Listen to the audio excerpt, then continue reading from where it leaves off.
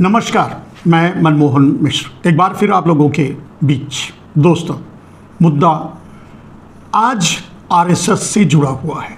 RSS का है, हाँ, इसमें मोदी भी हैं, इसमें मोदी के और वो लोग हैं जो आरएसएस के हैं। मोदी भी आरएसएस के ही हैं, जैसे ओम बिरला, या जहाँ जहाँ भी आरएसएस से आए हुए लोग बैठे हैं संवैधानिक कुर्सियों पर, वहाँ इस तरह की समस्याएं खड़ी हो रही हैं।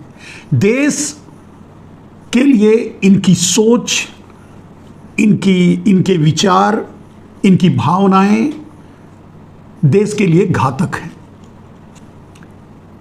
बीमार मानसिकता के शिकार हैं आरएसएस के लोग। दोस्तों, आज बात आरएसएस के इतिहास पर नहीं करेंगे। आज इस बात पर आरएसएस के ऊपर कुछ नहीं कहना है कि वो भारत की आज़ादी में नहीं जुड़े हुए थे, भारत की आज़ादी का विरोध कर रहे थे, भारत की आज़ादी के विरोधी थे, अंग्रेज़ों के पक्षधर थे, अंग्रेज़ों के दलाल थे, गुलाम थे, अंग्रेज़ों के पारितोषिक पर जीने वाले लोग थे, या इन सब बातों पर आज कुछ नहीं कहना है। सिर्फ आरएसएस के लोगों के आचरण पर और गाहे बगाहे इस तरह की प्रस्तुति वो कर देते हैं कि देश शर्मसार होता है, और उनके कुकृत्यों से देश आज खतरे में पड़ चुका है। कुकृत्य जैसे नरेंद्र मोदी के कारण आज देश खतरे में पड़ चुका है। देश एक तरफ चीन के हमले का शिकार हो रहा है, अंदरूनी हमले का, साइलेंट वार का। दूसरी तरफ अमेरिका और पाकिस्तान के मिले जुले वार के लिए तैयार होना पड़ रहा है। यानी अंतर्राष्ट्रीय स्तर पर भारत एकदम से अकेला पड़ चुका है। छोटे छोटे देश, नेपाल जैसे छोटे छोटे देशों का महत्व अंतर्राष्ट्रीय स्तर पर ज्यादा हो गया है भारत के अपेक्षाकृत।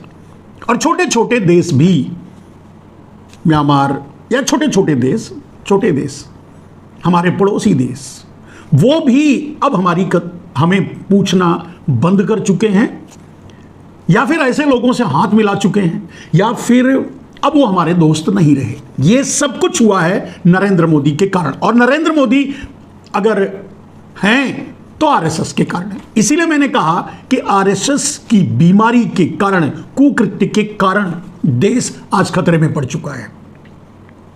ट्रंप की धमकियों से परेशान है भारत। ट्रंप के अंदरूनी साजिश या नरेंद्र मोदी से समझौते, जैसे अडानी और अडानी ग्रुप, ट्रंप चाहते हैं कि अडानी को अमेरिका को सौंप दिया जाए और अडानी ग्रुप को एलन मस्क को। यूं कहें कि भारत को एलन मस्क को सौंप दिया जाए। ट्रंप की चाहत यह है। इधर चीन चाहता है कि अरुणाचल प्रदेश और लद्दाख उसे छोड़ दिया जाए। मोदी इन्हीं दोनों के बीच सामंजस्य बनाने में परेशान है। यह बीमारी उनको आरएसएस से आई है। मतलब कायरता, मतलब सीधे टकराने की हिम्मत नहीं, सीधे जवाब देने की हिम्मत नहीं। आपने देखा छोटे छोटे देश अपने देश के लोगों के लिए किस तरह से ताल ठोक कर खड़े हो गए, और हमारे वाले ने क्या किया आपने देखा। लेकिन आज इन सारी बातों को तो मैंने यूं ही कहा भूमिका के लिए। बात आज आरएसएस की बीमारी की करनी है, और उस बीमारी का फैलता हुआ कैंसर जो पूरे भारत को ग्रसित कर रहा है, पूरे भारत को बीमार कर रहा है, पूरे भारत को, उस पर बात करनी है। लेकिन कुछ बात, जैसे आप देख रहे हैं कि जज के घरों से अडानी के भेजे हुए टेम्पो के पैसे पकड़े जा रहे हैं। मैं नहीं कह रहा, नरेंद्र मोदी ने कहा था कि अडानी अंबानी कांग्रेस को टेम्पो भर भर के पैसा दे रहे हैं, काला धन। वैसे काले धन का उखाड़ने के लिए आए थे, उखाड़ कर लोगों को 20-20 लाख देने के लिए आए थे। 100 दिन में नहीं तो चौराहे पर आने की बात की थी। वो सारी बातें तो जुमला हैं। खैर, एक झूठे आदमी की बात फिर से बहक जाएंगे हम। आते हैं मुद्दे पर आरएसएस की बीमारी की। वैसे वो बीमारी भी तो आरएसएस की देन है। तो कहने का अर्थ ये है मेरे दोस्त कि आरएसएस इस देश को बीमार कर रहा है, बीमार कर दिया है, और आरएसएस बीमारी बनकर देश पर छा गया है। कुछ बातें, जैसे मैंने कहा कि जज के घर से टेम्पो भर भर के पैसे मिले, लेकिन आरएसएस से होने या जुड़े होने के कारण निश्चय ही आप समझ सकते हैं, आरएसएस और बीजेपी से जुड़ा मतलब आरएसएस, आरएसएस से जुड़ा मतलब बीजेपी। अब वो अगर उसे बचाया जा रहा है, यानी वो निश्चय ही मोदी के खेमे का आदमी है, या मोदी के हितों का ध्यान रखा होगा अपनी कुर्सी पर बैठकर, इसलिए उसे बचाने की कोशिश की जा रही है और बचा लिया जाएगा, इसमें कोई दो राय नहीं। कोई भी चाहे कितना ही बड़ा पाप किया हो, सार्वजनिक बलात्कार करने के बाद भी नरेंद्र मोदी उसे बचा लेंगे। सार्वजनिक कत्ल करने के बाद, बृजभूषण शरण सिंह, सार्वजनिक कत्ल करने के बाद, सार्वजनिक व्यभिचार करने के बाद भी नरेंद्र मोदी उसे बचा लेंगे। उदाहरण आपके सामने है बहुत से, किसी का उदाहरण देने की, लेकिन यह बीमारी आई कहां से? आरएसएस से। यही बात मैं कहना चाहता हूं। जज की बात तो मैंने वो भी भूमिका के लिए कहा, एक और बात भूमिका के लिए ही कह देना चाहता हूं, यह भी बीमारी आरएसएस से ही आई है। अघोषित इमरजेंसी। आरएसएस कायरों का संगठन है, कायरता ठीक है, अगर इमरजेंसी ही लगानी तो खुल के लगा दो, जिनको चाहते हो उनको उठा के जेल में बंद कर दो और देश को चलाओ। लेकिन कायरों का काम ही है कि वो सब कुछ पीछे से करते हैं, पीठ पे वार करते हैं, पक्षाघात फोड़े की तरह। पक्षाघात फोड़ा शायद पीठ पर होने वाले फोड़े को कहते हैं। तो पक्षाघात फोड़े की तरह ये दर्द देते हैं, नाश करते हैं शरीर का, लेकिन सामने नहीं आते। ये इनकी बीमारी है, यही इनकी बीमारी है, और यही सबसे बड़ी बीमारी बन चुकी है देश के लिए घातक। तो एक दिलवर हुसैन नाम का पत्रकार शायद असम में बैंकों को लेकर रिपोर्टिंग कर रहा था। कुछ गोलमाल घोटाले पकड़े गए होंगे, निश्चय ही कॉरपोरेशन बैंक अमित शाह के हाथों में है, और आपको पता होगा कि सारे नोट, सारी ब्लैक मनी कन्वर्ट करके, मतलब 50-50 करके अहमदाबाद सारे देश से कलेक्ट करके ले जा करके वहीं से कन्वर्ट करके आरबीआई में पहुंचाया गया, यानी 50-50 किया गया काले धन का 5 लाख करोड़ रुपया। यही चड्ढी गैंग, यानी यही आरएसएस, यानी यही देश की बीमारी पहले यही कहती थी 5 लाख करोड़ काला धन है करेंसी में, वो कहां चला गया? यानी था, इसमें कोई दो राय नहीं, बांट लिया, बंदर बांट कर लिया, 50-50 कर लिया। कुछ सामने बोल करके, तो बोलने पर कोई सामने आया नहीं। बोलने का मतलब था कि हम 50-50 कर लेंगे, तो आप दबा के बैठे रहो। जब नोट लोग फाड़ कर फेंकने लगे, कुछ लोग मूर्ख, मैं नोट लॉन्चिंग की बात कर रहा हूं, तो फेंकने लगे, तो इशारा किया गया कि 50-50 कर लिया जाएगा, फाड़ के फेंको मत, रखे रहो और उसे गुजरात भेजो वहां के। तो कहने का अर्थ यह है मेरे दोस्त कि कॉरपोरेशन बैंक के सामने रिपोर्टिंग करने वाले एक दिलवर हुसैन को गिरफ्तार कर लिया गया। पहले पत्रकारिता पर गिरफ्तारी की गई, जब नहीं बात बनी, जमानत मिल गई, तो उसे चोरी डकैती के मामले में गिरफ्तार कर लिया। दोनों काम एक साथ वो कैसे करेगा भाई?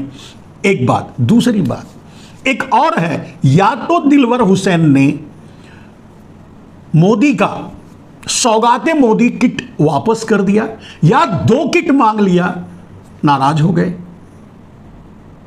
गिरफ्तार कर लिया। वैसे मुसलमानों को सावधान रहना चाहिए। जो किट दिया जा रहा है उसका अर्थ क्या है, उसमें अनर्थ कितना है, उसमें डाला क्या जा रहा है, थोड़ा बच के, संभल के, सोच के, इसके जरिए करना क्या चाहते हैं नरेंद्र मोदी, इन बातों का ध्यान रख करके मोदी के सौगाते मोदी को स्वीकार करना। मेरे मुसलमान भाइयों, ईद के दिन सेवई नहीं बनाओगे तो भी चलेगा, गरीबी तो झेल ही रहा है पूरा देश। अरे होली में लोग हिंदुस्तान पाकिस्तान जंग की तरह होली मनाए, घरों में भले ही होली नहीं खेल पाए हो, घरों में भले ही राशन ना हो, खाना मतलब भोजन नहीं बना पाए हो, लेकिन फिर भी सड़क पर तो जंग की तरह होली मनाए। लेकिन उस समय मोदी जी को याद नहीं आया कि सौगाते किट की तरह एक होलिया किट दे देना चाहिए था, नहीं दिए, कोई बात नहीं, ये तो। लेकिन इस सौगाते किट से थोड़ा बच के रहना, मैं बस यही कहना चाहता हूं। लेकिन यहां बात रुकती नहीं, बात तो भी, असली बात तो सामने, जो आपके सामने रखनी थी। तो अघोषित इमरजेंसी, मैंने कहा कि अघोषित इमरजेंसी लागू है भारत पर, बोलोगे तो अंदर जाओगे। मेरे बारे में मत सोचिए, मैं तो जा चुका हूं, फिर जा सकता हूं। तो मोदी के कोप के ऊपर है, कब कोप जाए, कब कुदृष्टि शनि की पड़ जाए। मतलब शनि की तरह ही भारत पर बैठे हुए हैं नरेंद्र मोदी। जब से भारत पे की कुर्सी पर बैठे हैं, शनि की दशा टेढ़ी हो गई है। यानी नरेंद्र मोदी, हाँ, वो कहते हैं नॉन बायोलॉजिकल ना, तो मेरे ख्याल से शनि ही है। किसी पर ढैया तो किसी पर 7.5, और देश पर तो हम समझते हैं कि अब 10 से ऊपर हो रहा है यार, इतना खतरनाक शनि। खैर, देश तो भुगत रहा है, कैसे कैसे लोग मरे हैं आपको पता है, 50 लाख लोग मरे अनजान बीमारी में। अभी तक उसके बारे में कोई प्रैक्टिकल रिपोर्ट्स नहीं है। और 750 किसान बेचारे शहीद हो गए, श्रद्धांजलि भी नहीं देने दी गई। लाइन में खड़े होकर के नोट बदलने के लिए बेचारे 250-300 मारे गए। ऐसे रोज मर रहे हैं, कहीं ट्रेन में, कहीं यहां, कहीं रोड पे, कहीं कैसे, कहीं कैसे, कहीं कैसे। और आत्महत्या करते हुए किसान तो कर ही रहे हैं, उनकी तो दशा और भी खराब हो गई। मोदी ने जितने वादे किए थे वो सबसे पलट गए हैं। बात मेरे दोस्त आज मोदी की नहीं, आज आरएसएस की करनी है। भटक कर फिर से मैं मोदी पर चला जाता हूं, क्योंकि आरएसएस और मोदी को डिफाइन करना, अलग अलग करना बड़ा मुश्किल होता है। आज वही बात है, बात मुद्दे की, माने आरएसएस की। आरएसएस बीमारी, आरएसएस को मैं बीमारी क्यों कह रहा हूं, आरएसएस बीमार मानसिकता से पीड़ित क्यों है, आरएसएस के बारे में क्यों बताना चाहता हूं। जितने भी 50 साल से ऊपर वाले लोग हैं, मैं उनको याद दिलाना चाहूंगा, याद कीजिए मेरे दोस्त, ये जो भारतीय जनता पार्टी है, पहले क्या थी? पहले मतलब आरएसएस की ही अब भारतीय जनता पार्टी है। पहले क्या थी आरएसएस ने? मैंने कहा कि इतिहास पर नहीं जाऊंगा, इनके कुकर्मों पर नहीं जाऊंगा, जो इन्होंने देश के साथ किया वो उस पर भी नहीं जाऊंगा, देश को धोखा दिया, गद्दारी की, जो भी किया उस पर नहीं जाऊंगा। बात इतनी सी कि जब ये पार्टी बना करके समाज में उतरे तो इनको क्या समझा जाता था उस समय। याद कीजिए, 50 साल के उम्र के ऊपर वालों से मेरा को याद दिलाना चाहता हूं, और अपने बाल बच्चों को यह बात बताया करिए, क्योंकि तब वो समझ पाएंगे इनकी असलियत, इनकी हकीकत, और ये कौन है, आरएसएस कौन है, और आरएसएस से निकली बीजेपी कौन है। बीजेपी की माई बाप जो थी, माई बाप तो भी आरएसएस है, एक और था। तो बीजेपी से पहली पार्टी बनी थी जिसको कहते हैं संघ, उसके पहले कुछ और रही होगी तो बात अलग है, जनसंघ के नाम से एक पार्टी आई। उस समय कांग्रेस और जनसंघ, कांग्रेस के सामने फिर जनसंघ आई, और जनता दल वगैरह वगैरह और भी कुछ पार्टियां थी, बहुत ज़्यादा उस पर नहीं जाना चाहता, लेकिन जनसंघ आया। आपको मैं बताया कि 50 साल के ऊपर के लोग याद करें, क्या ये सच है, इसको तस्दीक करें। गांव-गांव में ये घूमते थे, और इनका वोट का चिन्ह जो था दिया और बाती था। तब शायद कांग्रेस का चिन्ह हुआ करता था 2 बैलों की जोड़ी, या फिर हल जोतता हुआ किसान, ऐसे ही कुछ, ठीक है। लेकिन इनका दिया और बाती था। दिया और बाती क्यों था पता नहीं, दिया बाती से इनका कोई मतलब नहीं था, क्योंकि जब ये पार्टी के रूप में सामने आई, तो जितने भी जिस गांव में जहां भी जितने भी रंडवे थे, रंडवे माने बीबी मर गई हो वो रंडवे, या फिर शादी नहीं हुई हो उस तरह के रंडवे, यानी शादीशुदा नहीं वाले रंडवे, जितने भी रंडवे थे वो जनसंघ ज्वाइन कर लिए। तो गांव में ये प्रचार होता था, जब कोई जनसंघ का नाम लेता था तो बोलते थे ये रंडवों की पार्टी है। अछूत मानते थे, गांव में बैठने नहीं देते थे, क्योंकि आपको पता होगा, अगर गांव के समाज को ध्यान में रखकर आप सोचेंगे तो आपको पता होगा, जितने अविवाहित या रंडवे हुआ करते थे गांव में, उनको जबरदस्ती गांव वाले साधु संत बना देते थे, और वो खुद भी चोला वोला पहन करके बाहर निकल जाया करते थे। उनसे गांव के लोग मिला नहीं करते थे, डरा करते थे, बहू बेटियां उनसे दूर रहा करती थी। ये स्थिति थी, और गांव गांव में रंडवे हुआ करते थे। क्योंकि शादियां मतलब शायद अनुपात में लड़की और लड़कों के अनुपात में अंतर रहा होगा, जो भी परिस्थिति रही होगी, शादियां भी उस समय कम हुआ कर, हर गांव में 2-4 रणवे रहा करते थे। मेरे गांव में थे और सबको मैं जानता हूं, और सबके सब जनसंघी थे, हो गए थे जब जनसंघ आई सामने। तो जितने रणवे थे वो सब जनसंघी थे, इनकी बाप दादा पार्टी, यानी इनके डीएनए की पार्टी। जनसंघ का पहली पार्टी शायद, या एक आध और रही हो तो नहीं मालूम। तो वो रणवों के नाम से जानी जाती थी, और उसको देखते ही बहू बेटियां घर में छुप जाया करती थी, सामने नहीं आती थी या घूंघट काट लेती थी। ये जब प्रचार के लिए आते थे तब भी इनका यही हाल था गांव में। याद करके बताइए, मैं अपनी तरफ से कुछ भी नहीं कह रहा हूं, और मैं ये किसी को बुरा लगने के लिए नहीं कह रहा हूं, ना ही ये कह रहा हूं कि ये गलत है या सही है, मैं इस बात पे नहीं कह रहा हूं। लेकिन समाज के जो परित्यक्त लोग थे रणवे, वो जनसंघ में ज्वाइन हुए और धीरे धीरे चल निकले। और पता ही है कि अटल बिहारी वाजपेयी कुछ ऐसे ही थे। हाँ, मतलब रणवे थे शायद, वो खुद कहते थे कि वो कुंवारे नहीं थे, पता नहीं कितना स्नान किए थे, क्या क्या किए थे पता नहीं, खुद ही कहते हैं, मैं नहीं कहता, मेरा कोई आरोप नहीं है, लेकिन वो कहते हैं कि मैं शादीशुदा नहीं हूं लेकिन कुंवारा नहीं हूं। चलिए, ये उनका वक्तव्य, हम छोड़ देते हैं। सवाल ये, ऐसे ही आरएसएस का चरित्र और आरएसएस का वजूद यही था, रणवों की पार्टी, और इनको अछूत माना जाता था समाज में। गांव में लोग दूर रहा करते थे, मिलते नहीं थे। जब ये गांव में प्रचार के लिए आते थे तो बहू बेटियां मतलब घूंघट काट लेती थी या घर में चली जाती थी। ये इनकी स्थिति थी पार्टी के रूप में। मेरे दोस्त, बात यहां खत्म नहीं होती, यहीं से शुरू होती है। ये अब उसके बाद काफी दिनों तक उसको चलाने की कोशिश की, नहीं चला पाए, क्योंकि उस समय इनके पास शायद इतने चीन और अमेरिका से पैसे नहीं मिले रहे होंगे, इतना षड्यंत्र नहीं कर पा रहे होंगे। बाद में इनके पास पैसे आए, कश्मीर में उधम मचाए, पंडितों का नाश करवाए, उनको मरवाए, और जितने भी तोड़ फोड़ झगड़े, बम ब्लास्ट, दुनिया भर के सारे बवाल शायद इन्होंने ही किया, ऐसा लगता है। क्योंकि जितने भी कांड हुए, चाहे पंडितों का पलायन कश्मीर से हुआ, इनका वोट बढ़ गया, इनका सीट बढ़ गया, चाहे जितने भी घटनाएं हुई हैं, चाहे ये अयोध्या का कांड हुआ, उसमें भी इनका सीट बढ़ गया, इनका वोट बढ़ गया। धीरे धीरे बाद में ये भारतीय जनता पार्टी बनी।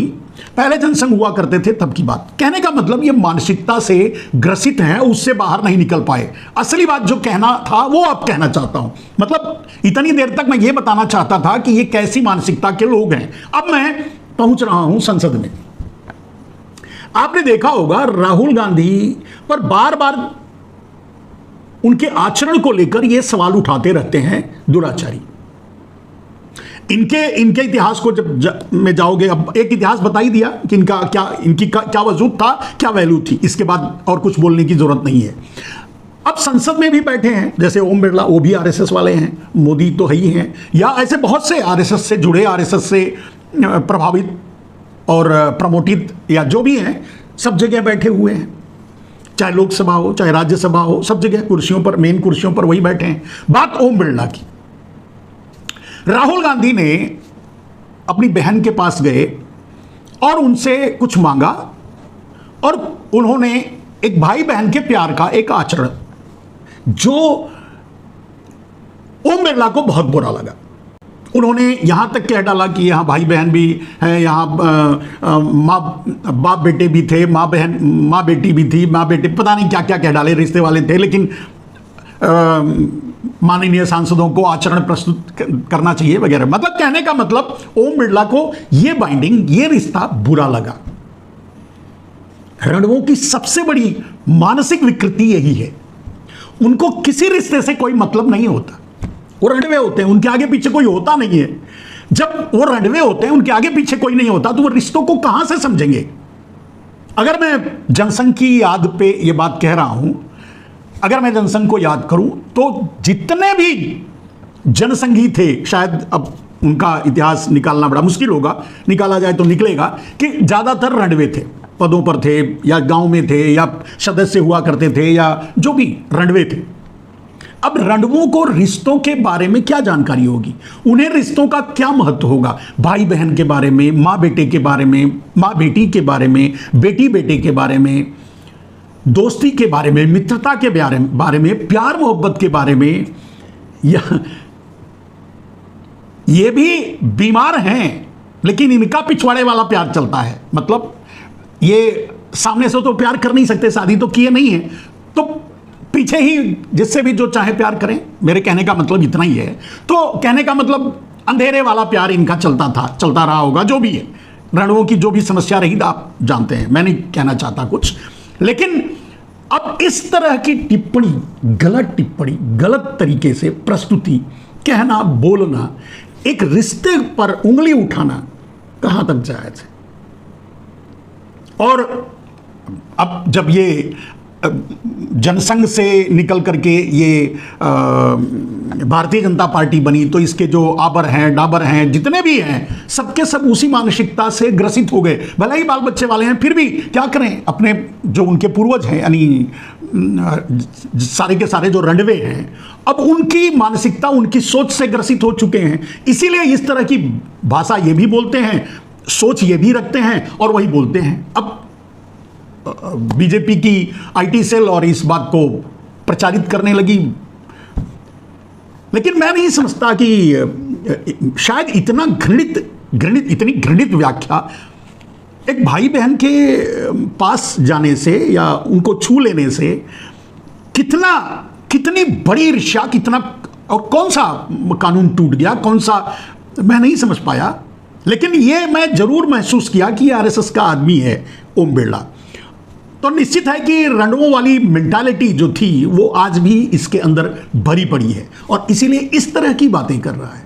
मेरी अपनी सोच है, मैं कोई उनके आचरण पर उंगली नहीं उठा रहा हूं, उनके व्यक्तिगत जीवन पर भी उंगली नहीं उठा रहा हूं, मेरा कोई ऐसा मकसद नहीं है, मंतव्य नहीं है। लेकिन जो टिप्पणी की और जो उन्हें अच्छा नहीं लगा, जो कि अच्छा लगना चाहिए, एक भाई बहन का प्यार देखकर, ये एक मियाँ बीबी का प्यार देखकर, ये एक बाप बेटे का प्यार देखकर, एक बेटा बेटी का प्यार देखकर सबको अच्छा लगता है। समाज के लिए भाई प्यार ही तो है जो शाश्वत है।